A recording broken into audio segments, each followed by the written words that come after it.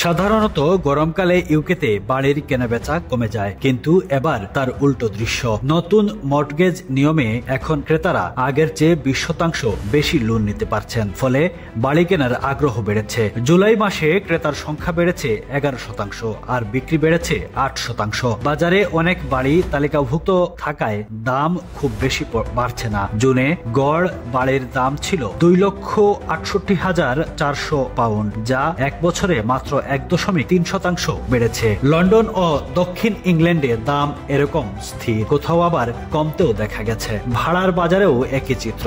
গড় ভাড়া এখন 1,365 পাউন্ড হলেও ভাড়া কমাতে হয়েছে 24% বাড়ির ক্ষেত্রে, কারণ এখন বাড়ির যোগান বেশি। বাজার কিছুটা ভারসাম্যে ফিরেছে। যারা বাড়ি কিনতে বা ভাড়া নিতে চান, এখন হতে পারে একটা ভালো সময়।